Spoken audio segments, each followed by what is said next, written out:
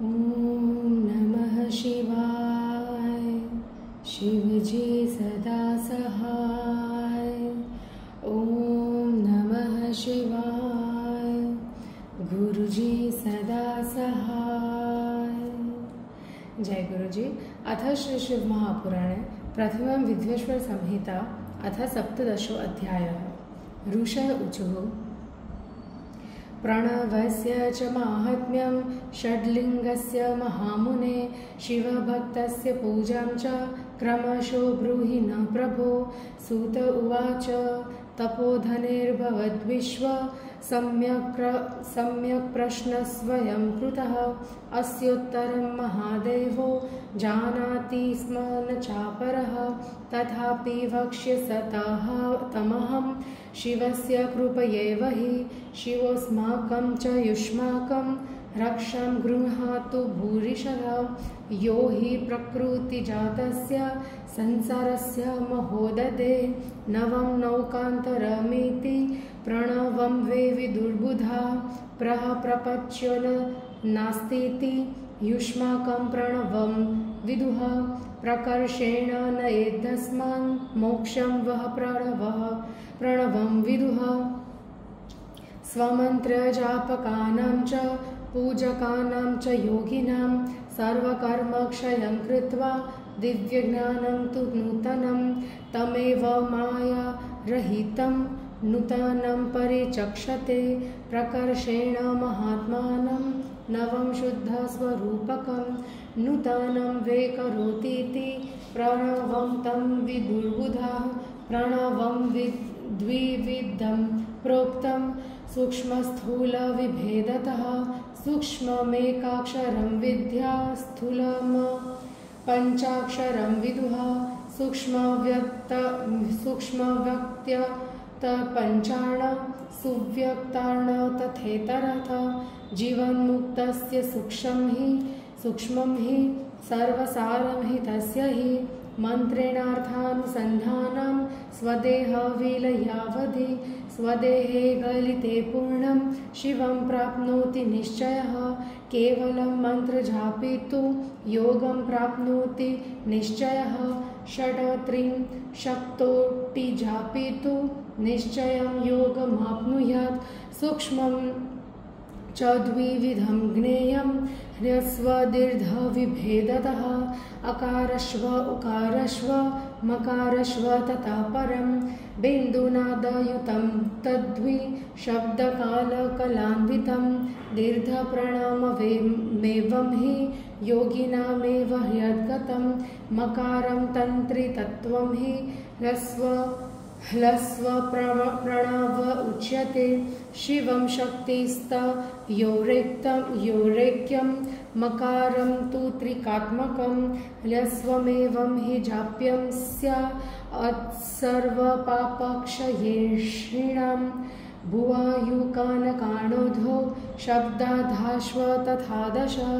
आशान्वये दश पुनः प्रवृत्ता इति कथ्यते। ह्रस्वमेव प्रवृत्तानां निवृत्तानां तु दीर्घकं। व्याह्यत्यादौ च मन्त्रादौ कामं शब्दकलायुतं। वेदादौ च प्रयोज्यं स्याद्वन्दने सन्ध्ययोरपि।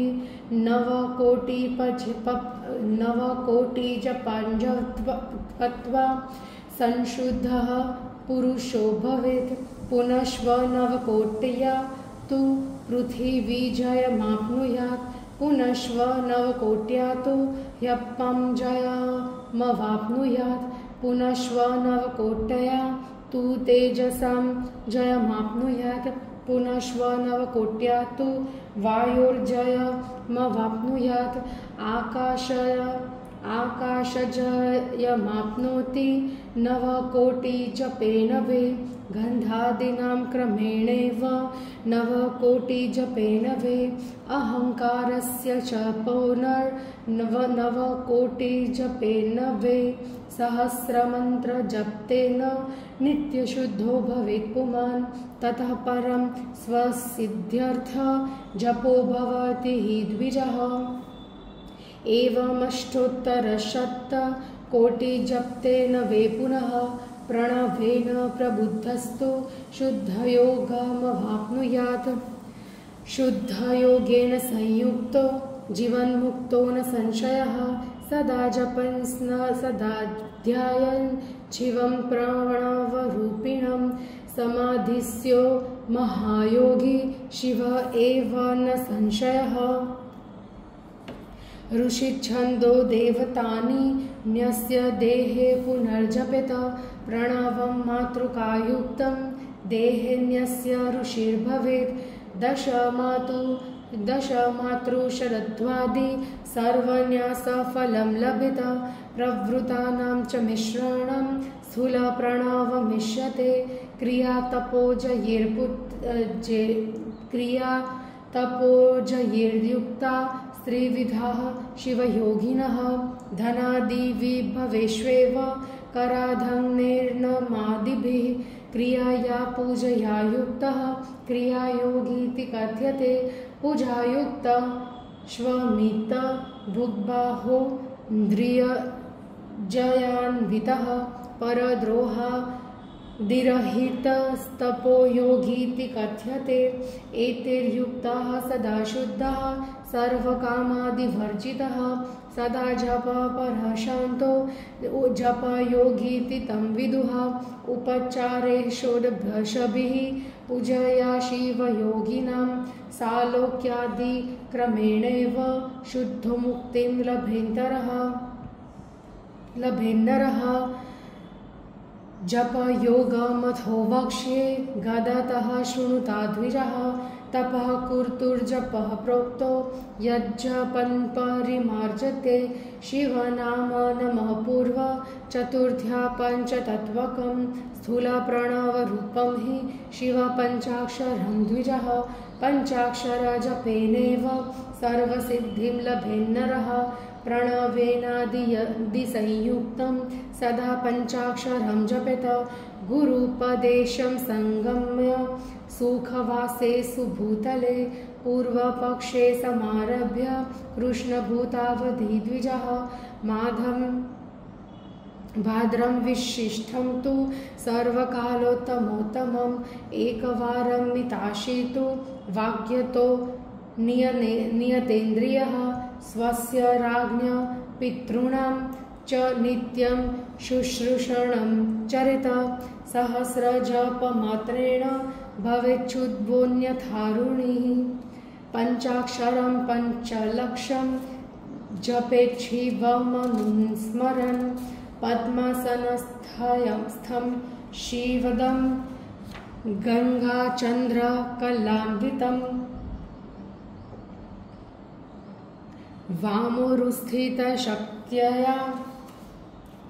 च विराजन्तं महागणैः मृगटकधरं देवं वरदाभयपाणिकं सदानुग्रहकर्तारं सदाशिवमनुस्मरन् सम्पूज्य मनसा पूर्वा हृदि वा सूर्यमण्डले जपेत् पञ्चाक्षरीं विद्वान् प्राङ्मुखः शुद्धकर्मकृत। प्रातः कृष्ण चतुर्दश्यां नित्यकर्म समाप्य च मनोरमेषु चोदेशे नियतः शुद्धमानसः। पञ्चाक्षरस्य मन्त्रस्य साहस्रं 12 जपेत। वरयेच्च सपत्निका छैवान् वे ब्राह्मणोत्तमान्। एकं गुरुवरं शिष्टं वरये त्वाम्ब मूर्तिकम्। ईशानं चाथ पुरुषं घोरं वाममेव च सद्धोजातं च पञ्चैव शिवभक्तान् द्विजोत्तमान्। पूजाद्रव्याणि सम्पाद्य शिवपूजां समारभेत्। शिवपूजां च विधिवत् कृत्वा होमं समारभेत। मुखान्तं च स्वसूत्रेण कृत्वा होमं समाचरेत। दशैकं वा शतैकं वा सहस्रैकमथापि च कापिलेन धृतेनैव जुहुयात् स्वयमेव हि।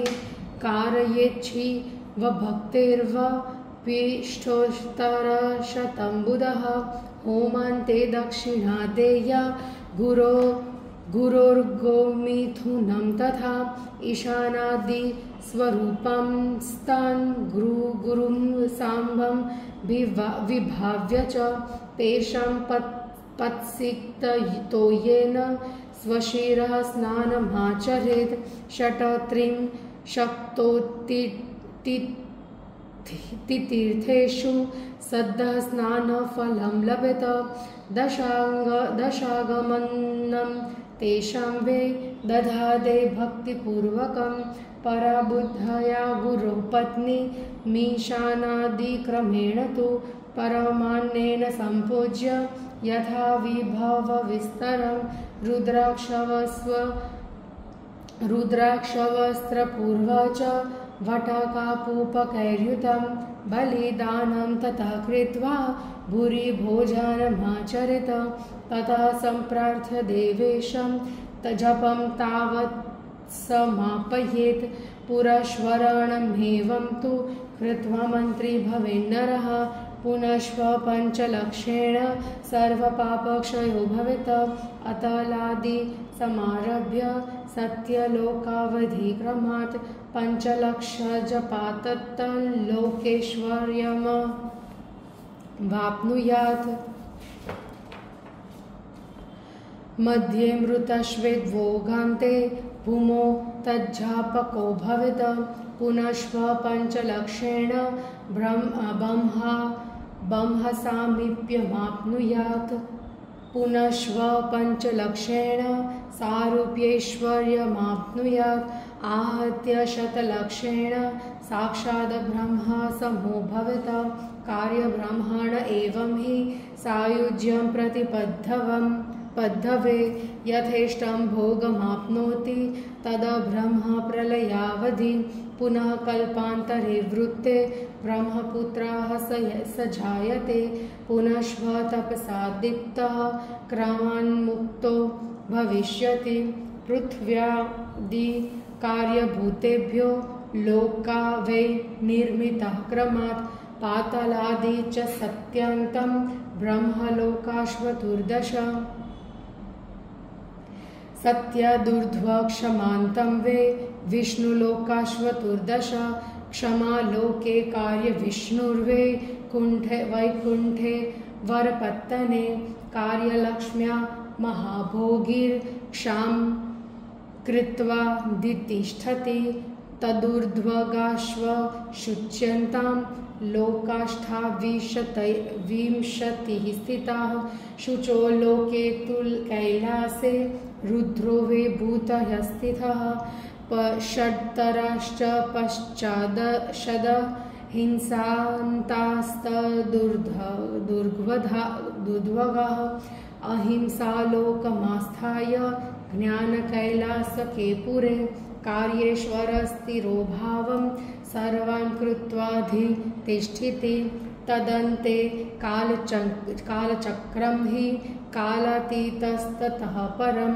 शिवेनाधिष्ठितिस्तत्र कालश्वक्रेश्वराह्यः माहिषं धर्ममास्थाय सर्वां काले युज्यति असत्यश्वा शुचिश्चैव हिंसां चैवाथ निर्धृणाम् असत्यादि च दुष्पादः सर्वाशः कामरूपदृक् नास्तिक्यलक्ष्मीर्दुसङ्गो वेदबाह्यध्वनिः सदा क्रोधसङ्गः कृष्णवर्णो महामहिषवेषवान् तावान् महेश्वरः प्रोक्त स्थिरोधा स्तावदेव हि तदर्वाकर्मभोगो हि तदूर्ध्वज्ञानभोगकं तदर्वाकर्ममाया हि ज्ञानमाया तदूर्ध्वकं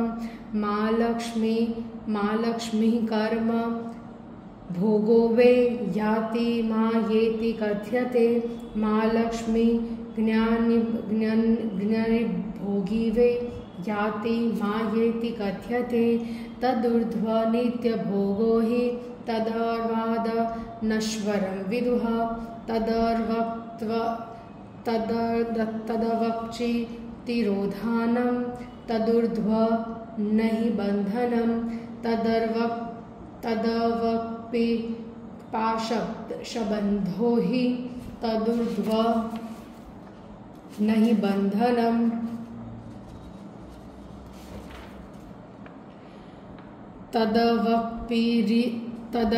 तदवक्परिवर्तन्ते काम्यकर्मानुसारिणः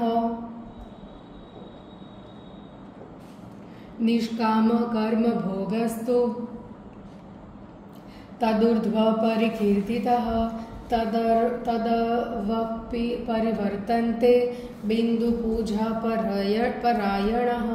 तदूर्ध्व हि व्रजन्त्येव निष्कामालिङ्गपूजकाः तदवक्परिवर्तन्ते शिवान्यसूरपूजकाः शिवेकनिरता ये च तदूर्ध्व सम्प्रयान्ति ते तदर्वजीवकोटिः स्यात्तदूर्ध्वपरकोटिकाः सांसारिकास्तदर्वचि मुक्ताः खलु तदूर्ध्वगाः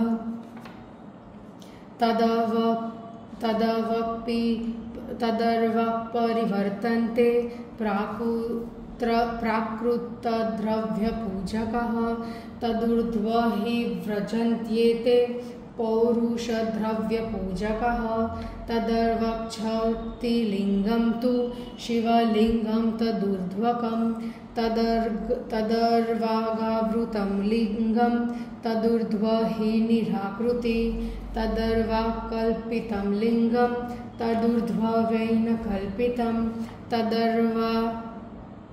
तदवबाह्यलिङ्गं स्यादन्तरगं तदूर्ध्वकं तदर्वाक्षतिलोका हि शतं वै द्वादशाधिकं तदर्वाग्निबिन्दुरूपं हि नादरूपं तदुत्तरम्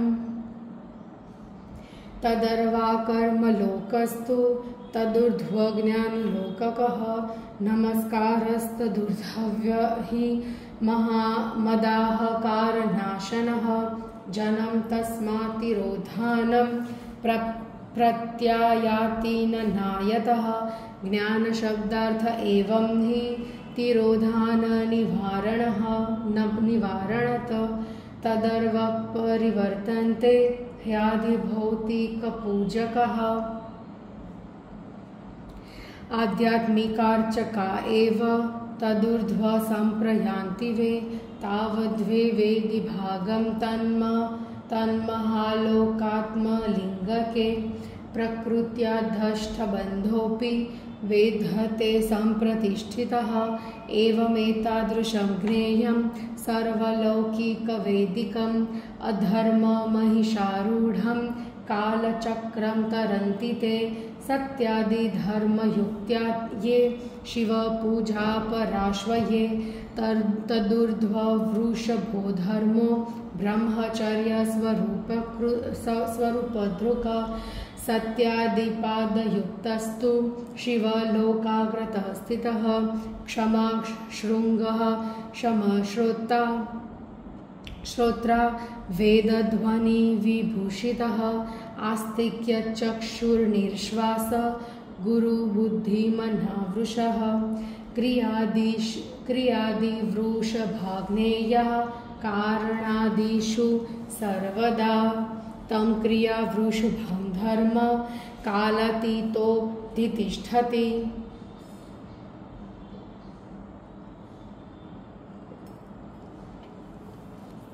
ब्रह्म विष्णु महेशानां स्वस्यायुर्दिर्न मुच्यते तदूर्ध्व न दिनं रात्रिर्न जन्म मरणादिकं पुनः कारणस्त्यान्तः कारणब्रह्मणस्तथा गन्धादिभ्यस्तु भूतेभ्यस्तदूर्ध्व निर्मिता सदा सूक्ष्म गंधस्वरूपा हि स्थिता लोकाश्वतुर्दश पुनः कारण विष्णोर्वे स्थिता लोका श्रतुर्दश पुनः कारण रुद्रस्य लोकाष्ठाविंशकामताः पुनश्व कारणेशस्य षट्पश्चान्त तदुर्ध्वगाः ततः परं ब्रह्मचर्य लोकाख्यं शिवसम्मतं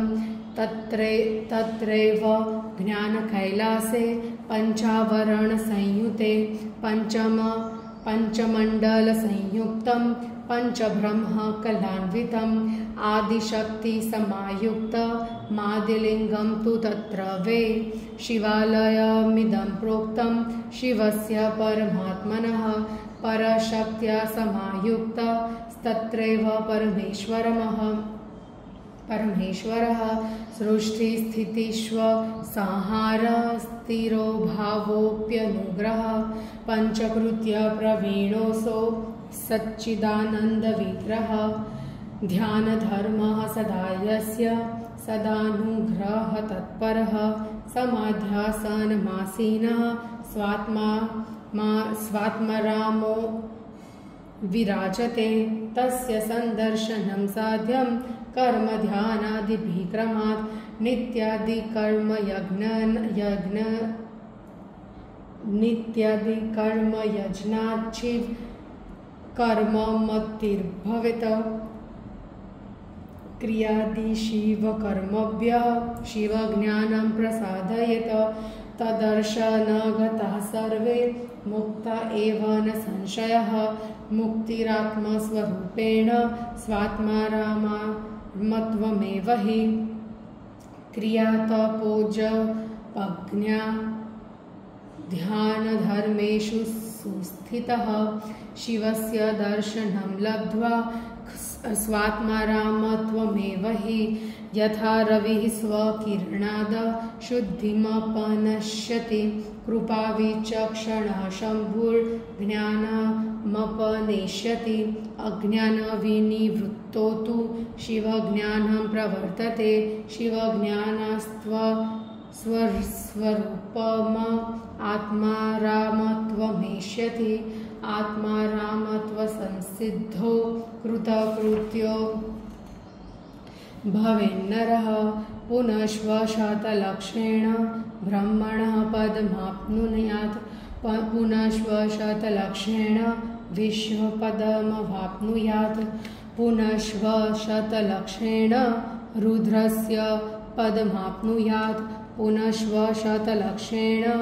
ऐश्वर्यपदमाप्नुयात् पुनश्चैवं विधेनैव जपेन सुसमाहितः शिवलोकाधिभूतं हि कालचक्रमवाप्नुयात् कालचक्रं पंचचक्रमे केन क्रमोत्तरे सृष्टिमोहो ब्रह्मचक्रं भोगमोहो तु वैष्णवं कोपमोहो रुद्रचक्रं भ्रमणं चैश्वरं विदुः शिवचक्रं ज्ञानमोहो पंचचक्रं विदुर्बुधा पुनश्व दशकोट्या हि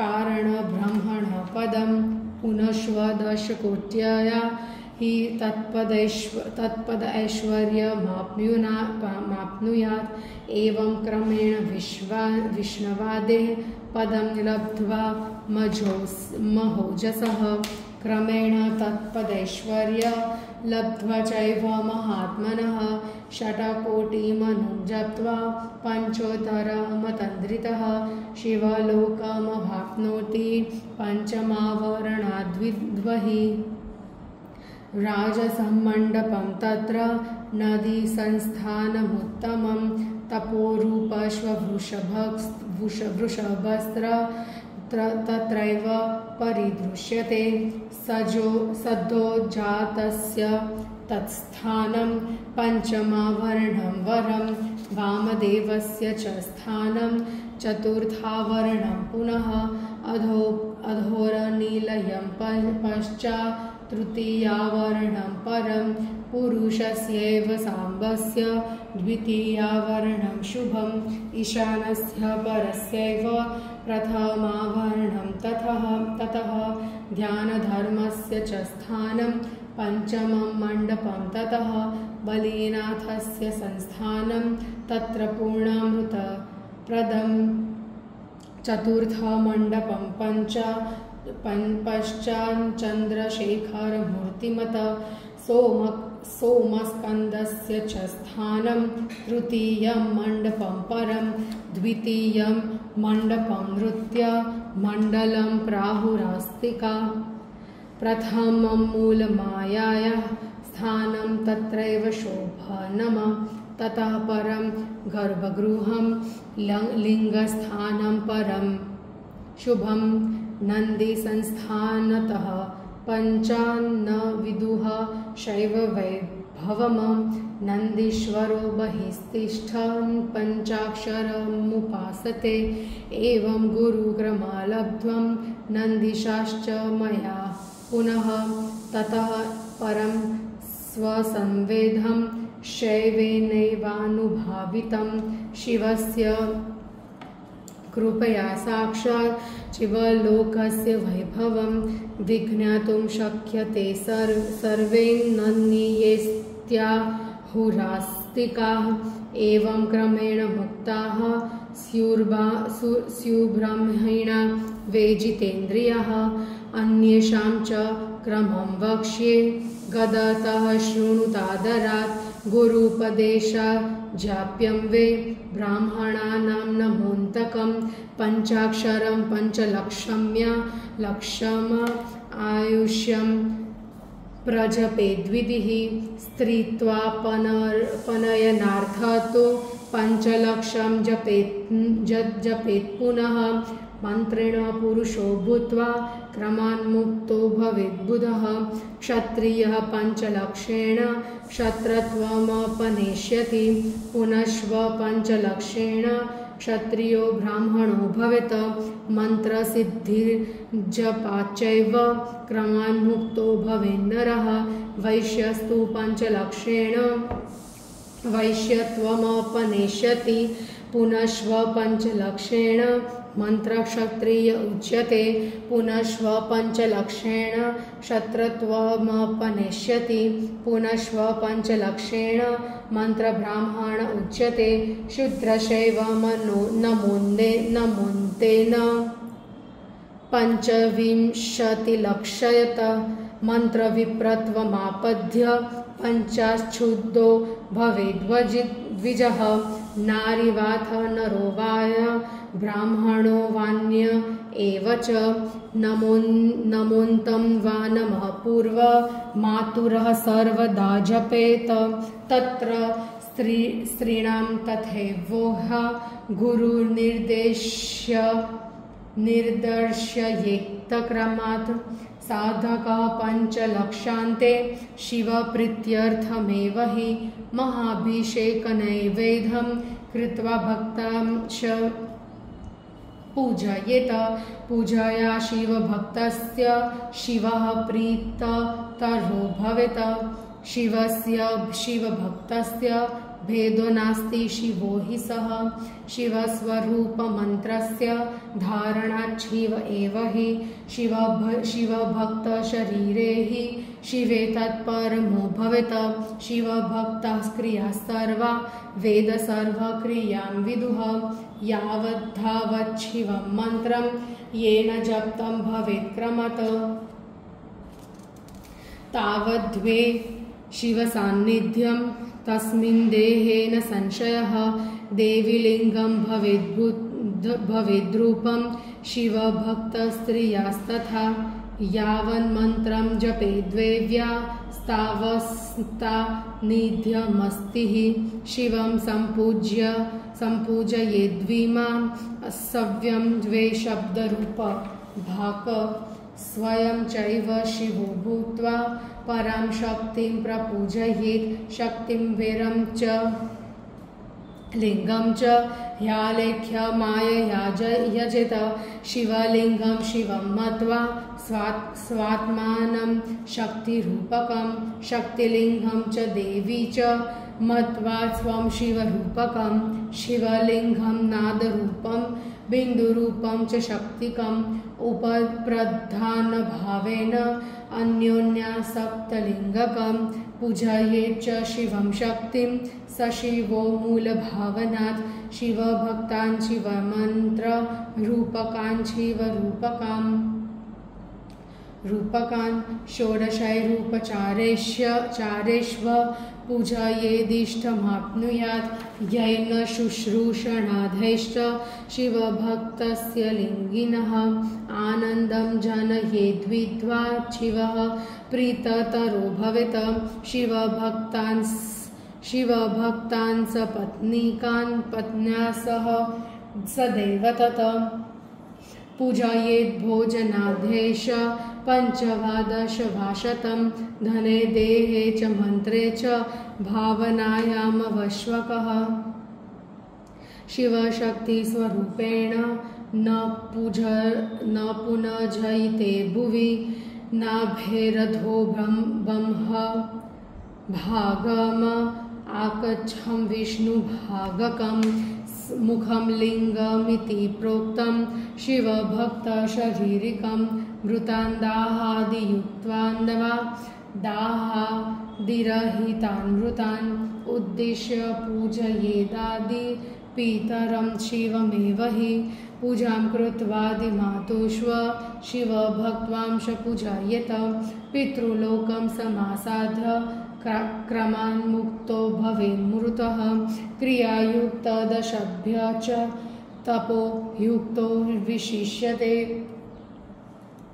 तपोयुक्तशतेभ्यश्व जपयुक्तो विशिष्यते जपयुक्तसहस्रेभ्यः शिवज्ञानी विशिष्यते शिवज्ञानीषु लक्षेषु ध्यानयुक्तो विशिष्यते ध्यानयुक्तेषु कोटिभ्यः समाधिस्थो विशिष्यते उत्तरोत्तरवैशिष्ट्यात्पूजायामुत्तरोत्तरं फलं वैशिष्ट्यरूपं च दुर्विज्ञेयं मनीषिभिः तस्माद्वै शिवभक्तस्य माहात्म्यं वेत्ति को नरः शिवशक्त्योः पूजनं च शिवभक्तस्य पूजनं कुरुते यो नरो भक्त्या स शिवमेधते च य इमं पठते ध्यायमर्धवद्वेदसम्मतं शिवज्ञानी भवेद्विप्रः